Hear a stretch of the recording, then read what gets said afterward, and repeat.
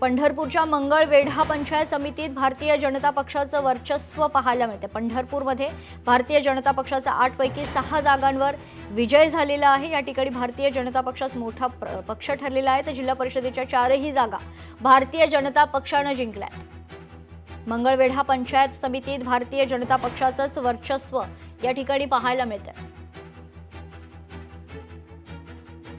पंढरपूरच्या मंगळवेढा पंचायत समितीत भारतीय जनता पक्ष सर्वात मोठा पक्ष ठरलेला आहे। भाजपचं वर्चस्व या ठिकाणी पाहायला मिळते।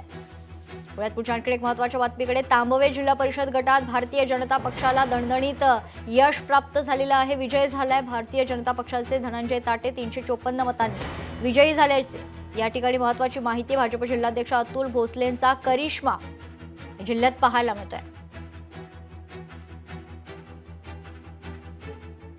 दत्तात्रय भरणेंचे चिरंजीव श्रीराज भरणे यांचा देखील विजय झालेला आहे। या क्षणाची महत्त्वाची बातमी, इंदापूर तालुक्यातील बोरी गणातून भरणे विजयी झाल्याची महत्त्वाची अपडेट आहे। श्रीराज भरणेंचा तब्बल 9776 मतांनी विजय झाल्याची महत्त्वाची माहिती आहे। भाजपचे सचिन यांचा देखील विजय झालेला आहे। पुढे पनवेलमध्ये भारतीय जनता पक्षाची जोरदार मुसंडी पाहायला मिळते। पनवेलमध्ये देखील भारतीय जनता पक्षाचं वर्चस्व पाहायला मिळते। जिल्हा परिषदेत भाजपला पैकीच्या पैकी जागा मिळालेल्या आहेत। ती महत्त्वाची माहिती, पंचायत समितीत 16 पैकी 15 जागांवर भाजप विजयी झालाय।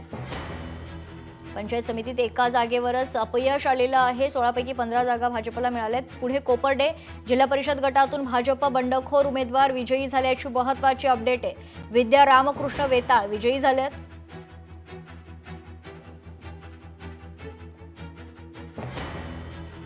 छत्रपती संभाजीनगर पंचायत समितीचा निकाल देखील आता हाती आलेला आहे। या क्षणाची महत्त्वाची बातमी, भारतीय जनता पक्ष 7, शिवसेना 6, ठाकरेंची शिवसेना 5 जागांवर विजयी झालेत।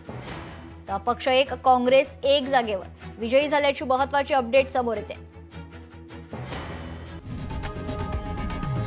लोकशाही मराठी ऐका, पहा, जागरूक रहा।